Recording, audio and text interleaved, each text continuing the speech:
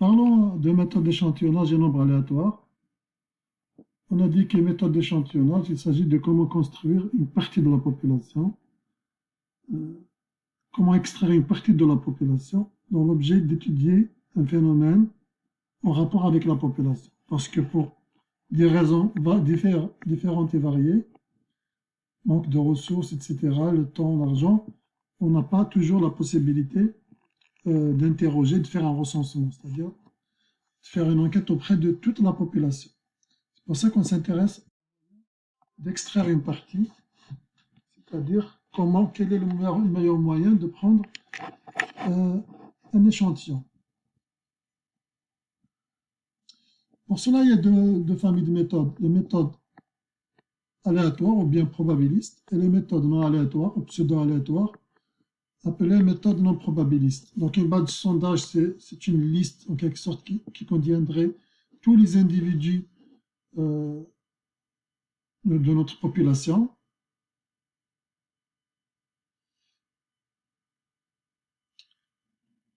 Les méthodes d'échantillonnage pseudo-aléatoires ou dites aussi non aléatoires ne requièrent pas la base de sondage, n'a pas besoin forcément. Le coût généralement est moins cher, mais bien évidemment sont moins fiables que les méthodes probabilistes. Donc pourquoi il faut les éviter à peu près pour toute autre raison, si on n'est pas vraiment contraint par les coûts et qu'on a une base de sondage, on n'a pas forcément, c'est pas les meilleures méthodes. Les méthodes non probabilistes ou pseudo-aléatoires ne sont pas les meilleures. Donc voici les méthodes d'échantillonnage. On a dit à l'aveuglette, vous allez dans une manifestation, vous interrogez les gens là-bas, vous allez dans une cafette, à l'entrée d'une bibliothèque, à la sortie d'un supermarché, etc. C'est une méthode non aléatoire.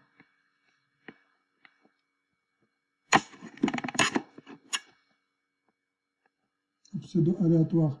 Une autre méthode volontaire, vous étudiez le fait nouveau médicament, vous demandez les volontaires, parce que vous ne pouvez pas construire vous-même un échantillon quand vous le souhaitez, ben vous demandez juste aux gens de venir et puis vous allez éventuellement les payer afin qu'ils répondent à votre enquête. Donc forcément, vous n'avez pas forcément le meilleur échantillon possible, mais quand même, ça va vous donner une idée sur votre médicament. Probablement, il faut faire des tests sur les gens qui viennent pour voir s'ils répondent à vos critères, etc. Échantillonnage au jugé. Donc là, au jugé, c'est lorsque le sondeur lui-même il fait un jugement dans la construction de son échantillon. Donc les individus sont sélectionnés en ce que le spécialiste croit être représentatif de la population. Admettons, on a dit l'exemple des singes, on veut tester un médicament sur les singes, on pense que dans la forêt il y a 50% de mâles et 50% de femelles, on prend un échantillon 50-50, parce que le spécialiste pense que c'est le cas. Échantillonnage par quota, donc on attribue un quota à chaque groupe, et à l'intérieur de chaque quota, en général c'est le sondeur qui choisit. Donc les quotas, c'est la population qui est subdivisée. Admettons, le quota, c'est les jeunes, les moins jeunes et les plus âgés parmi la population. Donc disons, entre 20 et 40 ans, 40 à 60 ans et plus de 60 ans, ce sont des quotas. Ça peut être l'âge, ça peut être l'origine, le sexe, la taille, etc. Mais pour chacune de ces caractéristiques, à l'intérieur de chaque quota, donc, nous cherchons à interroger certains nombres individuels, certains individus qu'on va déterminer. C'est le sondeur qui les détermine, ce n'est pas le hasard. Voilà, c'est le sondeur qui les détermine. Si c'est le hasard qui les détermine à l'intérieur d'un quota, ça devient un sondage stratifié, c'est-à-dire probabiliste. Mais ici, c'est le sondeur qui décide, selon des critères ou une étude quelconque, qui il va interroger à l'intérieur de chaque quota. Vous imaginez que les coûts d'échantillonnage s'effectuent peuvent être faibles, puisque c'est le sondeur qui décide et peut décider de prendre les individus les plus proches finalement. En admettant, on veut les jeunes entre 20 et 40 ans, ben on prend juste. Vu que le tirage, c'est pas le hasard qui le fait, le sondeur il peut s'arranger à ce que donc son échantillon soit le moins coûteux possible. Donc en revanche, les résultats de l'échantillon construit, l'échantillon peut ne pas être très représentatif de la population. Donc les méthodes qu'on vient de voir sont fréquemment utilisées en pratique, mais ce ne sont pas les meilleures. C'est des méthodes non probabilistes et ne construisent pas toujours un échantillon significatif, représentatif de la population. Donc il faut être très prudent quand on les construit. Mais parfois on est obligé, pour les études cliniques d'un médicament, vous êtes obligé de prendre un échantillon volontaire, etc. Donc ce n'est pas toujours facile de choisir un échantillon, le meilleur échantillon possible. Meilleur échantillonnage aléatoire ou bien probabiliste. Donc dans l'échantillonnage probabiliste, on essaye de s'assurer que les individus ont la même probabilité de figurer dans notre échantillon.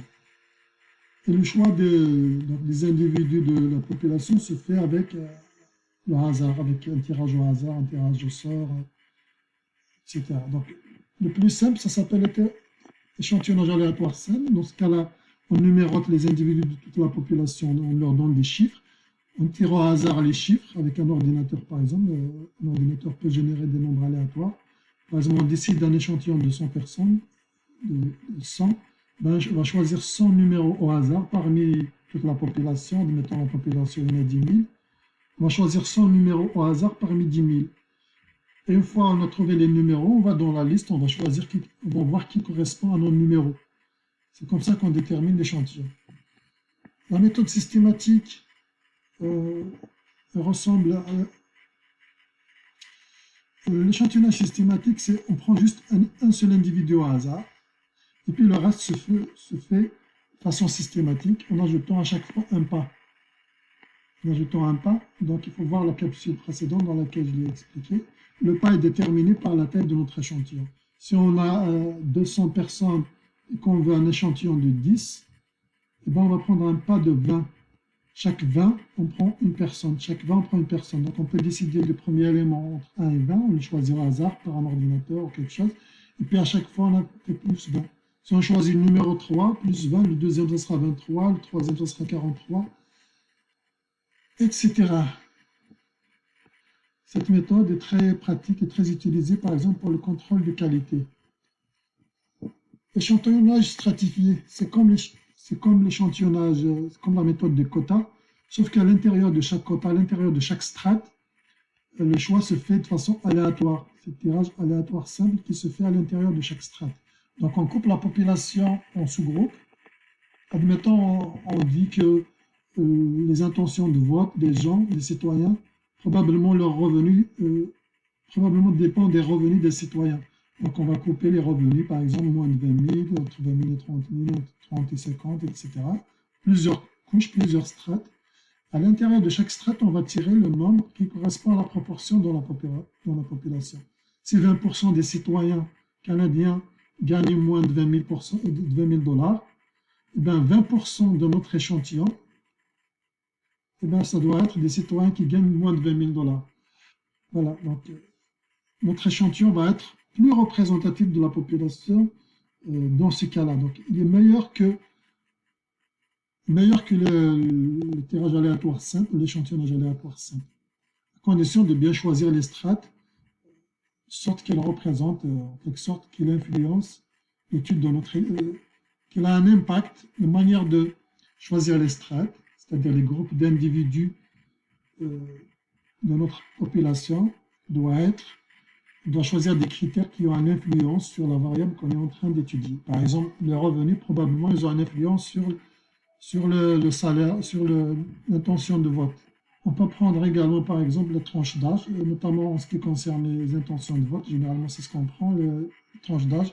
On peut prendre entre 20 et 30 ans, 30 et 40 ans, etc. Et chaque tranche d'âge constitue une strate.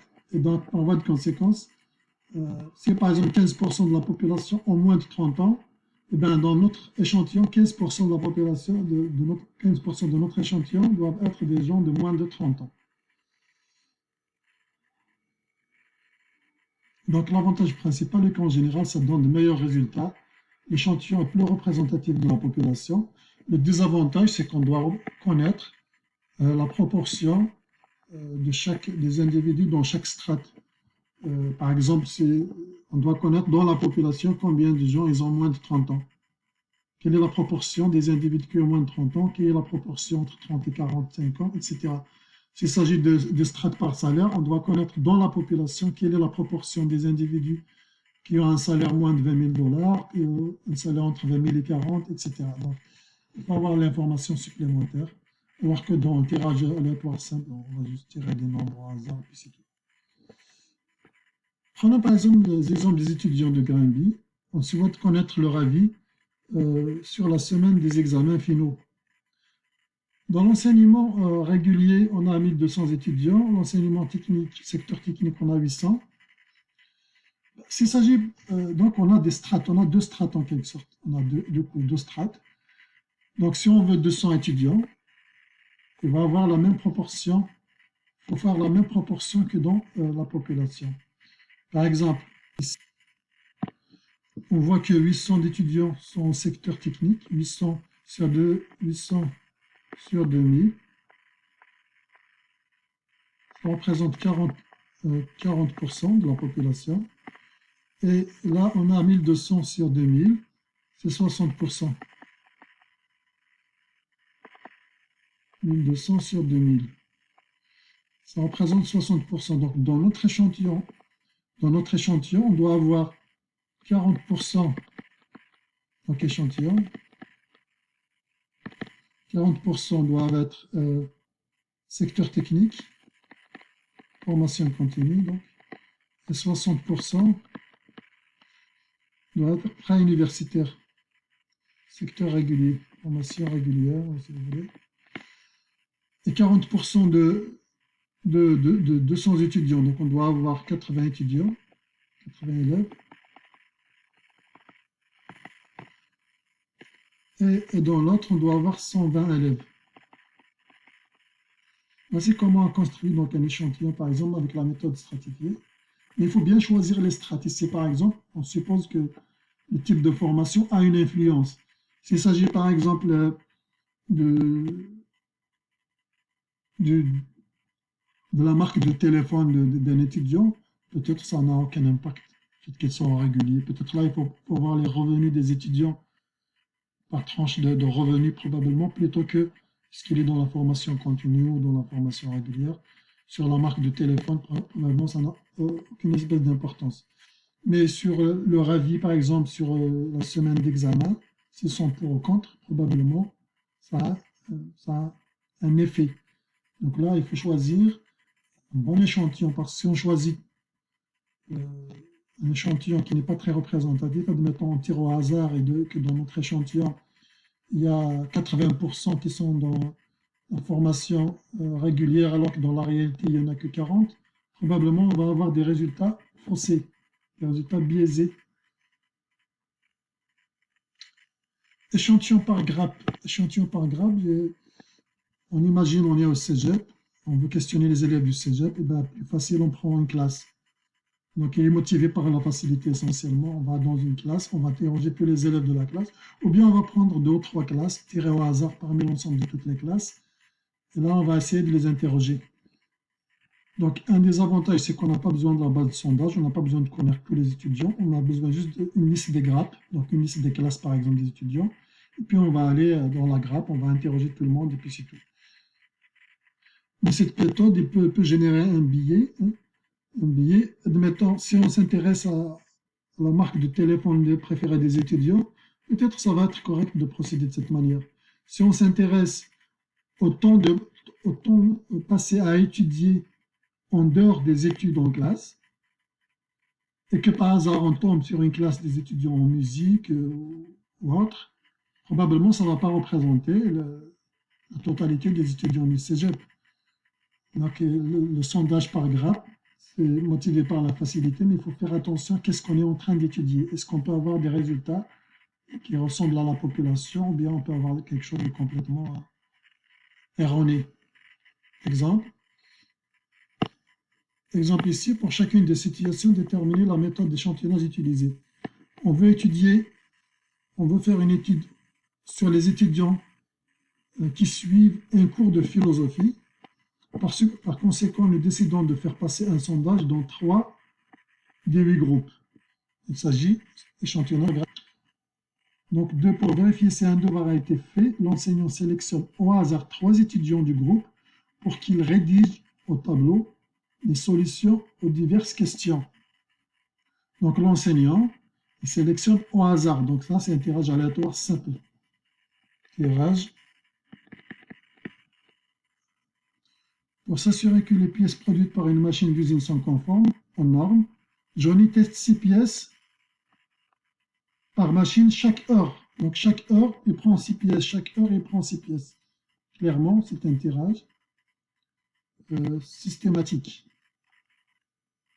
Afin de déterminer les intentions de vote des habitants du Québec, nous décidons de subdiviser le Québec en fonction de la carte électorale pour pouvoir sonder des Québécois de chaque circonscription. Voilà, donc là, c'est des strates. Chaque carte électorale, c'est une strate. À l'intérieur de chaque carte, on va interroger une partie de la population qui va être tirée au hasard. Un échantillonnage stratifié.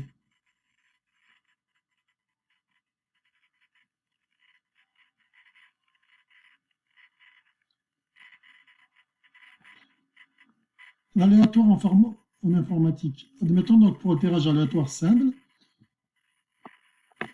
on veut tirer des nombres. Donc ça sera déjà un tirage sans remise. Parfois, on peut parler de tirage aussi avec remise. C'est comme si on tire des boules d'un chapeau et qu'on ne doit pas remettre la boule. Donc le même numéro ne peut pas sortir deux fois. Donc on s'intéresse à un tirage sans remise. Donc un tirage aléatoire. Mais si on fait un tirage avec un ordinateur, est-ce qu'il y a l'aléatoire dans l'ordi?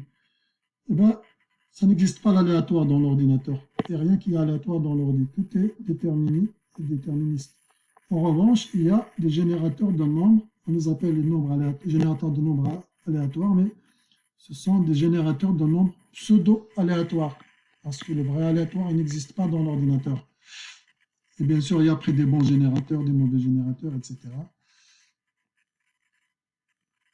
Et il y a, par exemple, prenons le cas des générateurs congruentiels linéaires. Parmi les premiers qu'on a inventés. On prend donc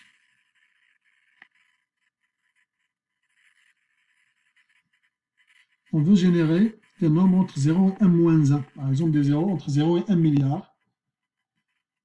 On décide que xn moins 1, c'est AXN plus C modulo n. Voilà. Les paramètres M, A et C sont des entiers positifs appelés respectivement modulo, multiplicateur et incrément.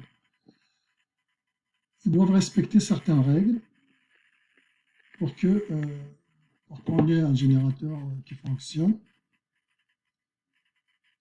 Et on doit choisir une valeur initiale x0. Donc a priori, quand on génère des nombres comme ça, quand on les génère, ils ont l'air d'être aléatoires. Mais réellement, si on connaît l'étape xn, si on sait à quelle étape on est, ben on va savoir xn plus 1, il est complètement déterminé. Et là, quand on voit les nombres comme ça, ils ont l'air au hasard. Mais on s'arrange à ce qu'on ne connaisse pas xn. Parce que ça, c'est l'initialisation. Donc x0, le point initial, il est entre 0 et m. On s'arrange, parfois on le tire au hasard, on le tire à partir de l'horloge de l'ordi à laquelle on ajoute la température ambiante, plus le nombre de caractères de votre nom, des choses comme ça. Donc l'initialisation du générateur se fait à l'aide des trucs, des chiffres, des nombres qui sont tirés d'autres choses, qui permettent de faire croire qu'on a une suite aléatoire, qui permettent de ne pas savoir en fait dans quelle étape on est, quelle est la valeur de xn. Parce que si on connaît xn, ben on va connaître xn plus 1.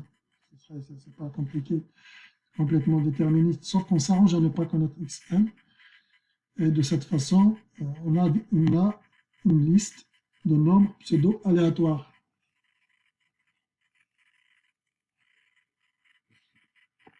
Donc ici, modulo veut dire le reste de la division euclidienne sur m. Prenons l'exemple 3.3. Donc on veut générer des nombres pseudo-aléatoires entre 0 et 12. Donc on va prendre automatiquement m, c'est 13. On a dit qu'on doit prendre x0 entre 0 et 12, et a entre 2 et 12, et c entre 0 et 12.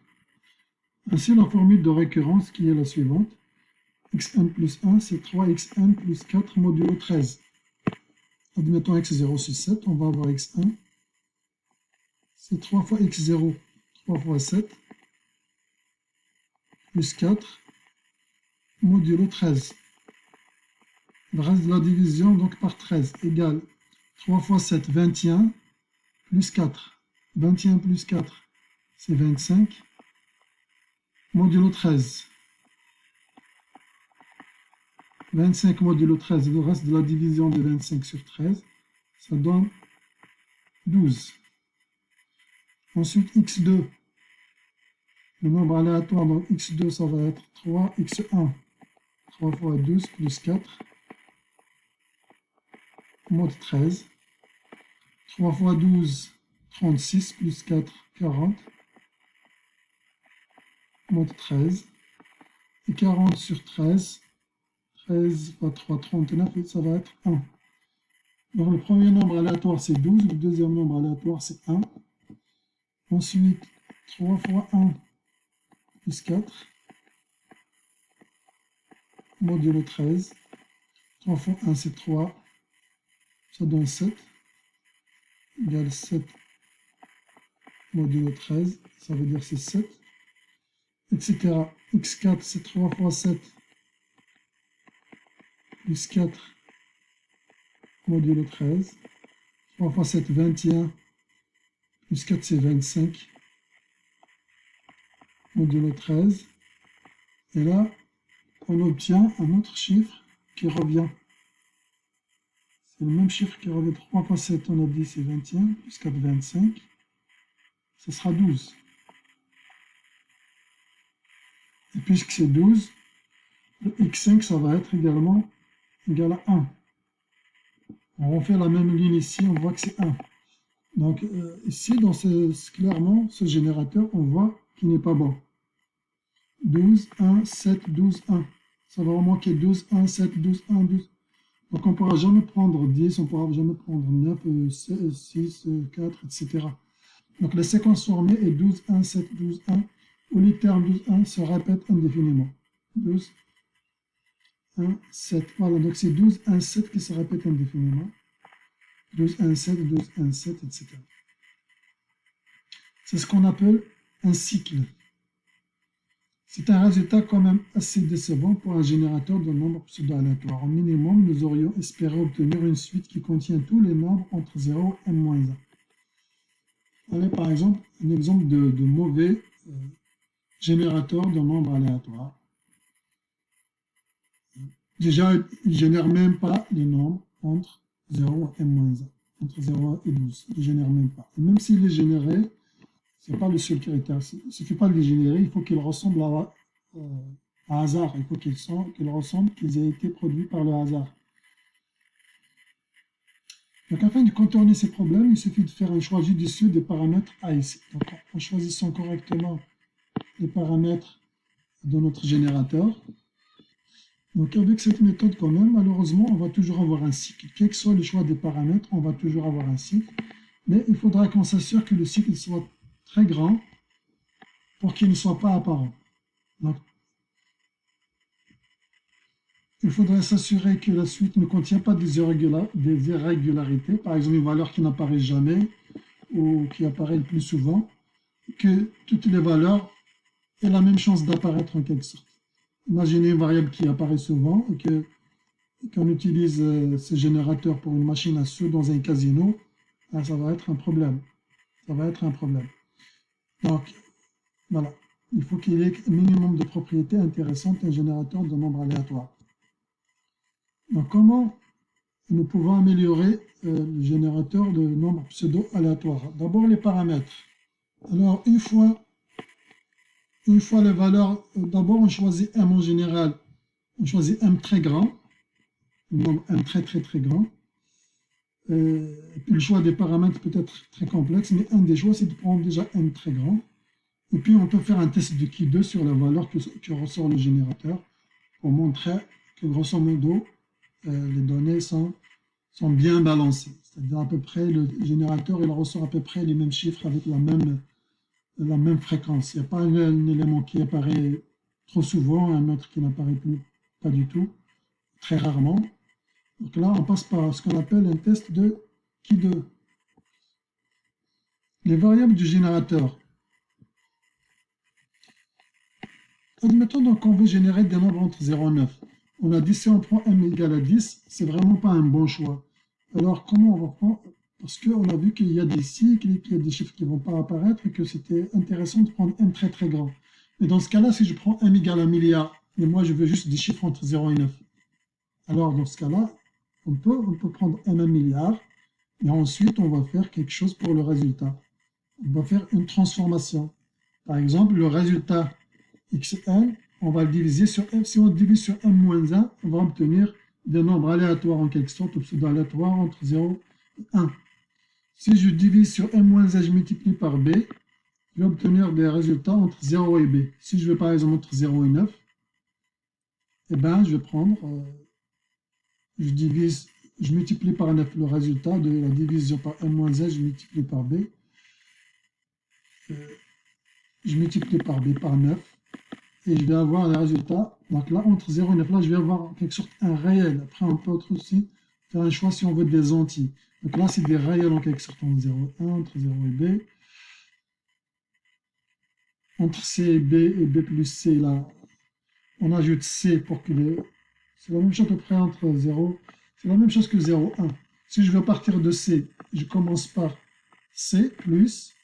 Et comme c'est 0, 1, si je multiplie par b, donc je vais avoir ça va commencer par C, et puis ça va terminer par B plus C, par exemple. Et des choses comme ça. Maintenant, si on veut obtenir un nombre entier compris entre C et B plus C, on fait la même chose que tout à l'heure, pareil qu'en haut, sauf qu'on peut prendre la partie entière. On enlève ce qu'il y a après la virgule.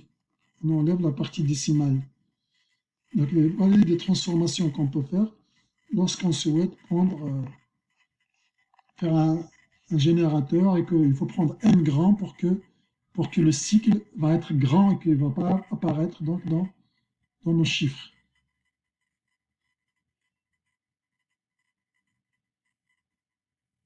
Donc voilà un exemple d'application pour... Là, cette transformation nous permet d'avoir non seulement un entier, mais également un réel. On peut avoir un réel entre 0 et 1, en quelque sorte un réel, tout à fait un réel, disons un nombre quelconque, entre guillemets. Entre 0 et 1, entre 0 et b, entre n'importe quel intervalle souhaité, mais aussi on peut avoir un entier. Il suffit de prendre la partie entière du réel qui donne notre générateur.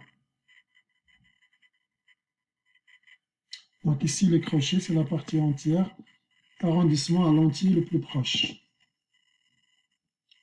Utilisons les variables pour créer 15 nombres entiers pseudo-aléatoires compris entre 1 et 9. Voici les paramètres. Donc avec ce générateur, la valeur du premier nombre, donc ça, x1 égale ax0, on a dit ax0, avec a c'est quoi? C'est 845, x0 c'est 23, plus c c'est 291,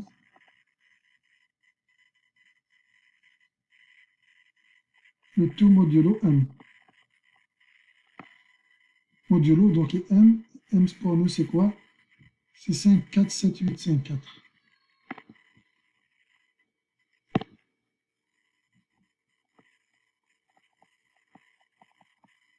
Donc on va utiliser Excel pour faire ce numéro. Donc j'ai créé juste une colonne, j'ai mis le nom des paramètres, il a leur valeur. Là je vais mettre la suite xn par exemple. xn, c'est le nom, ok.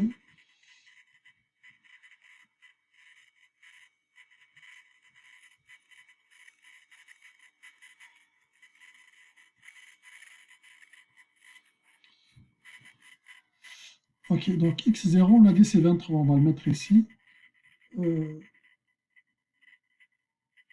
Bien, on peut le mettre ici, x0. Donc x0, c'est 23. Donc là, cette valeur, je vais mettre égal à A4. Et je vais mettre la colonne je vais fixer la cellule avec des dollars, parce que sinon, quand je vais tirer ma formule, le bas, euh, ça va changer, alors que la cellule, je ne veux pas qu'elle change, ça sera toujours x0, ça sera toujours j'aurais pas besoin de tirer finalement, c'est correct. J'aurais pas besoin de tirer ma formule plus bas. Donc x0, on a dit, c'est A4. C'est pas A4, c'est B4, c'est B4.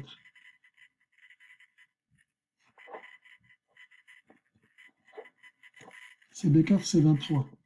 Regardons maintenant x1. x1, on a dit, c'est quoi x1? J'ai ma suite, où est-ce qu'il est ma suite? Il est là. Donc je peux écrire x1, c'est A x0 plus C mod M. AX0 plus C. Donc je vais x1 égale mod. Je vais utiliser la fonction mod qui est modulo. Mod quoi? On a dit le premier paramètre c'est quoi? On vient de le voir ici. AX0 plus C. Donc A, c'est ça. X0, c'est ça. A, c'est ça. Étoile pour le produit. X0, c'est ça. Plus C. C, c'est ça. Ah. Et modulo quoi? La fonction mode, on peut voir c'est le diviseur ici. On peut cliquer ici pour voir le fichier d'aide de la fonction modulo, quel argument il reçoit. Mais ici, on met le diviseur modulo M, on a dit modulo M, c'est ça. Donc ici, modulo, cette valeur modulo B1. On peut faire entrer.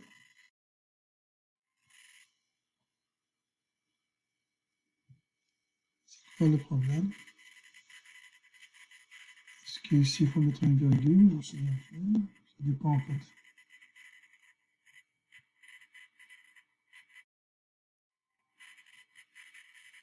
Ah, ok. Voici donc la formule qu'on a fait. On a dit B2C2 plus C3. Ça correspond à la formule AX0 plus C. Et virgule B1, ça veut dire modulo B1 modulo M. Modulo M, il est là M. Pour tirer cette formule-là, si je tire comme ça ne va pas marcher. Pourquoi? Parce que, en fait, là, il va utiliser, par exemple, la cellule C4. Oui, C4, c'est correct, mais il utilise, par exemple, B3. C'est pas le... Regardons ici, par exemple. On voit B8. B8. Mais nous, on veut fixer la cellule lorsque je tire ma formule vers le bas. Par exemple, B2, il a toujours la même position. Il ne va pas devenir B3, B4, B5. Donc, je la fixe avec des dollars. Voilà. Donc là, j'ai fixé la... Pareil ici. Ça, c'est B1. Je fixe avec des dollars.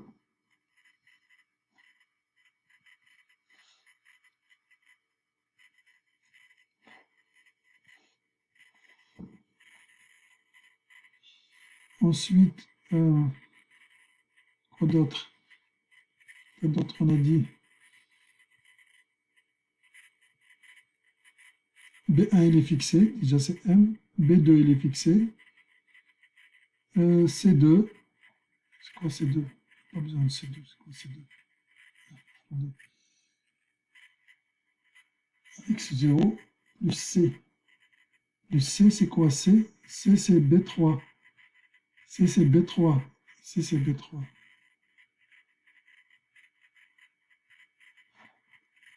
B3. Et là, on met B également entre $, parce que on ne veut pas que ça change.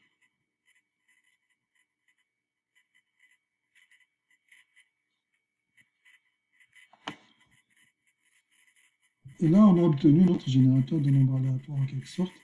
Ça nous donne la première valeur. Et là, si je tire, j'obtiens les autres valeurs. Et comme vous voyez, Là, ma formule, si je fais ici, ou ici, vous voyez dans la formule, B2, c'est toujours B2. Donc pour M c'est B1. C'est toujours B1, c'est pas devenu B8 ou quelque chose. J'ai fixé la cellule. Pareil pour B2. Pareil pour B2. B2 qui est la valeur de la constante A. C'est toujours à la même place. Mais C, c'est 10, ça change parce que toujours xn plus 1 en fonction de xn. Voilà donc en gros. Et c'est ça les nombres qu'on va obtenir. On va comparer avec les nombres qu'on a ici. On a x1, x2, x3, c'est 19 x1. Voilà, c'est ça. 19 726 pour x1. On le voit ici. x2, c'est 23 000 quelque chose, 23 233 141, etc. Voilà. x2, donc je vais écrire x2, c'est ax1 plus c modulo m, modulo ce chiffre. Avec x1, on vient de trouver donc x2, il est là. 233 141. 19 726 pour x1. x1, c'est 19 726.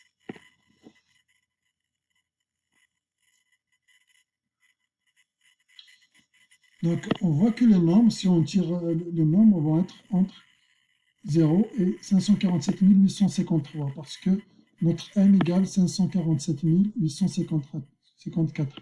Donc, les nombres aléatoires qui vont ressortir, ils seront compris dans cet intervalle. Maintenant, si on souhaite obtenir des nombres entre 0 et 1, des réels en quelque sorte, des réels entre 0 et 1, ben on va prendre la liste qu'on a obtenue ici. Ben, il suffit de diviser cette liste finalement.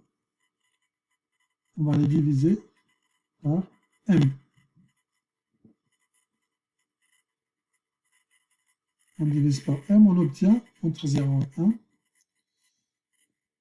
Voici donc les nombres avec Excel. On va faire la même chose. Donc ici en quelque sorte, ce sont des entiers entre 0 et 54 547 000. Là, si on veut mettre réel, je vais mettre R01, des réels entre 0 et 1. Je prends juste le résultat ici. Donc je mets égal. Je prends le résultat et je le divise sur m. Sauf que là, je vais fixer la valeur de... Je vais fixer là la case B2 pour qu'elle ne change pas parce que je vais tirer la formule vers le bas. Mais C2, je ne vais pas la fixer parce qu'après, je veux que ce soit ça qu'on divise, etc. C'est juste la colonne B que je vais fixer. B1. Parce que B1, voilà. Et là, je tire, vous voyez, le nombre réel. On va prendre par exemple 25 nombres.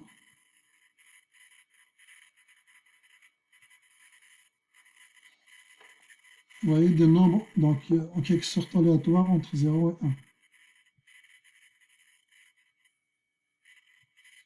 On peut améliorer l'affichage, on va décider d'afficher juste quelques décimales.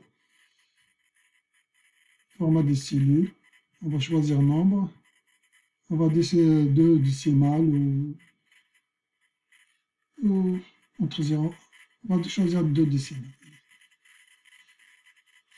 Voilà, par exemple, notre générateur, qu'est-ce qu'il va donner comme nombre réel entre 0 et 1. Donc, il suffit de diviser sur m. Ensuite, si nous voulons plutôt des valeurs entre 0 et b, ça c'est facile, par exemple entre 0 et 9, il suffit de multiplier le résultat qu'on a obtenu entre 0 et 1, on va le multiplier par 9. Donc R09, par exemple, R09, si on veut des nombres entre R09, je prends le résultat que j'ai obtenu entre 0 et 1, par exemple, je mets donc ce résultat-là, et je le multiplie par 9. C'est tout. Je vais avoir des résultats entre 0 et 9.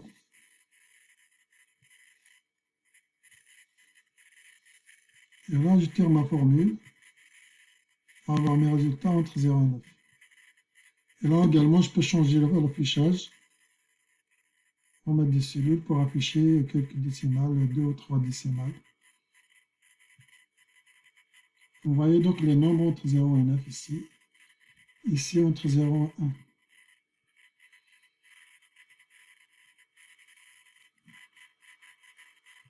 Encore, si on veut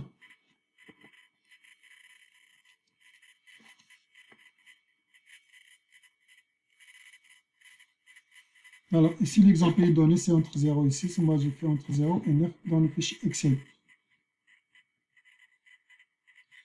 Pour obtenir entre 1 et 7, il suffit d'additionner 1. D'additionner 1 au nombre précédent. Un nombre obtenu entre 0. Par exemple, pour obtenir, ici, je vais mettre R entre 2 et 4. R2, 4. Des réels entre 2 et 4. Qu'est-ce que je fais? Eh bien, je fais quoi? Je fais égal le réel entre 0 et 1 qui a été obtenu. Je multiplie par quoi? Je vais obtenir un réel entre 0 et 2, et je lui ajoute 2. Comme ça va être entre 2 et 4. Donc je vais multiplier par 2. Comme ça, je vais avoir des réels entre 0 et 2. Et le résultat, je lui ajoute 2. Et là, ça va être entre 2 et 4. Et là, je tire ma formule et j'ai mes réels entre 2 et 4. Comme vous pouvez le constater.